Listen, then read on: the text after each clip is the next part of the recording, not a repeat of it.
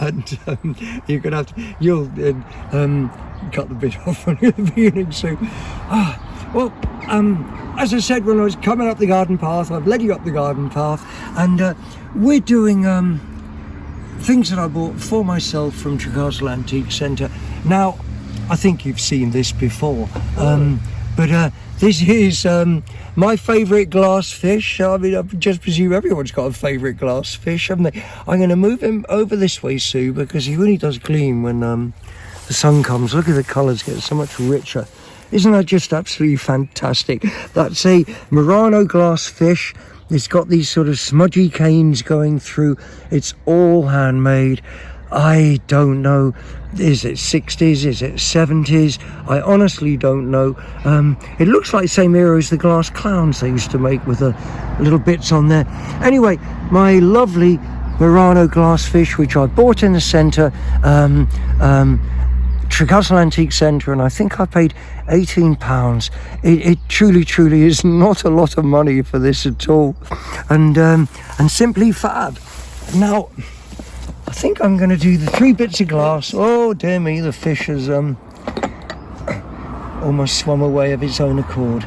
Now, this one will take the bits of leaves. That's the thing about being in the garden. This is also the most delightful bit of Murano. What I do love about this is, so let's turn him upside down and look at the bottom, is lovely polished base, just a few scratches on. You know, he's got age. As again, I think this is 60s myself, maybe 70s. I'm going to move him again over to the buttercup so that we get an idea of the sort of colours. And shall I do him a twirl? I love, you know, when he's sat in the sunlight, this floats. It's absolutely delightful. And again, bit of Murano glass, again from Trecastle Antiques Centre, and I think he was maybe £15 or £18, and I tell you, that is just so ridiculously cheap. Now, the last of 3 bits of glass. This again is Murano. Again, it has the most delightful polished base with just a few little scratches on. This I think is 50s. I don't know, it might even be 1950s.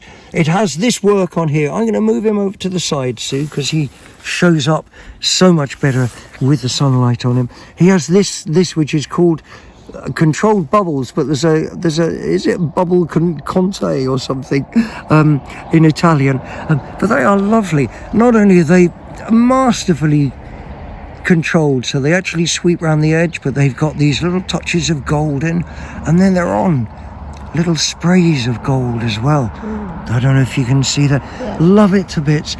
Again from Trecastle Antiques Centre, and it was £8. £8. Or maybe I'll serenade it.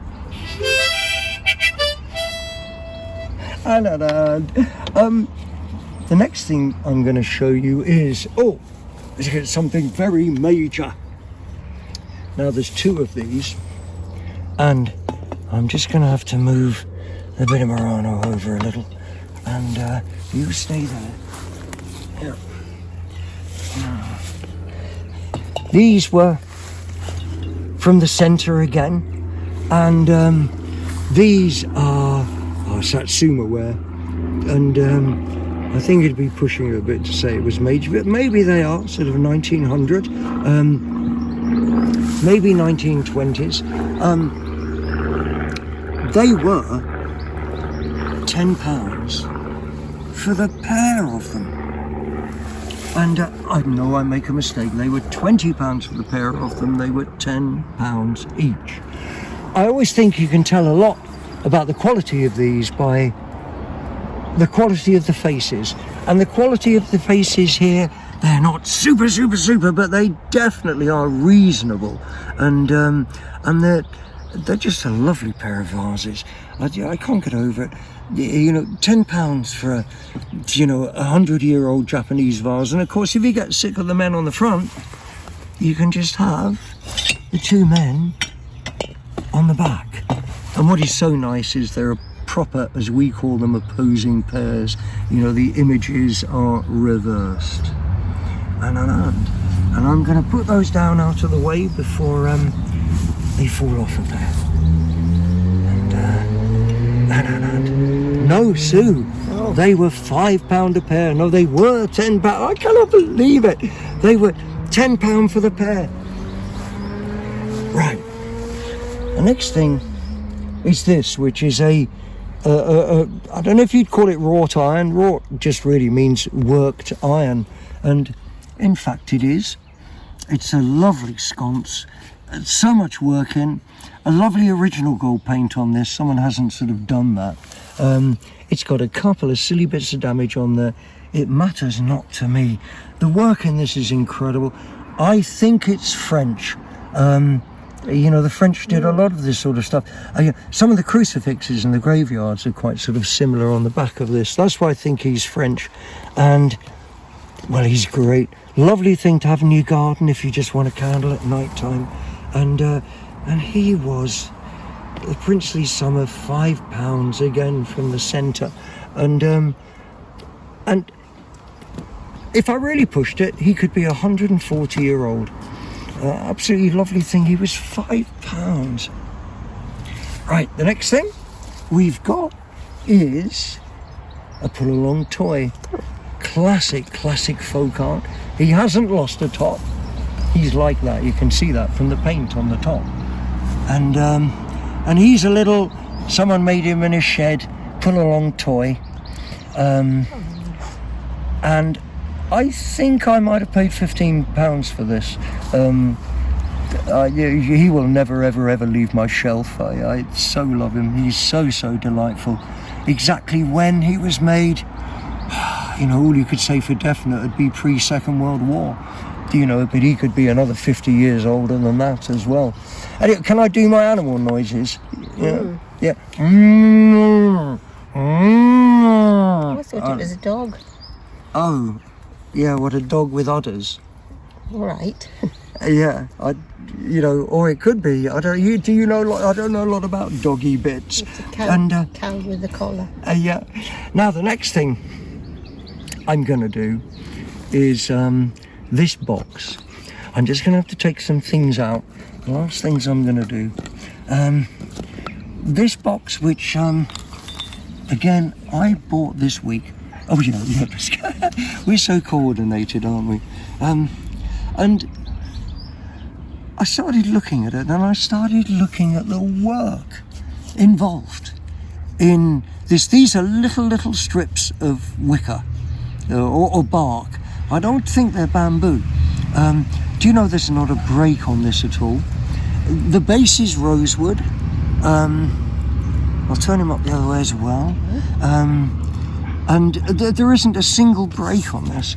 And then the top has got this lovely duck or a swan.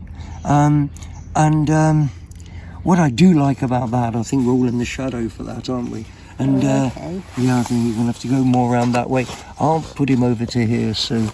And oh, look, he's 10 times better like that, isn't he? Can you see the work in this? It's absolutely crazy. And the carving on this as well, and I love the eye.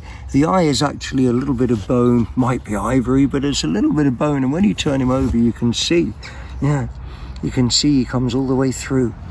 I don't know where he's made. The carving on the top looks European. And on the other side, I truly wouldn't be surprised if the wickerwork was African. It's you do get some lovely African work, but I just don't think it's Asian. Anyway, I bought this about a week ago. It's just the thing I talk about all the time for the moment, and but now I'm going to show you the things I talked about all the time for the 3 weeks before that, which are these, which are 2 pairs of miniature Welsh clogs. Now these are absolutely made like miniature Welsh clogs.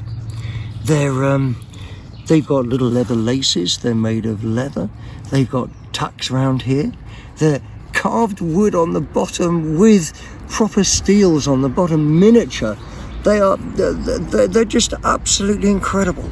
And The same with this pair here too. And do you know, I don't know how old they are, but they have got age. These little bits of brown paper stuffed inside them. And anyway, they came from the centre and they were £5 a pair. They're some of the nicest things I've ever bought. And the same goes for the basket, which I don't know if I mentioned, was £18.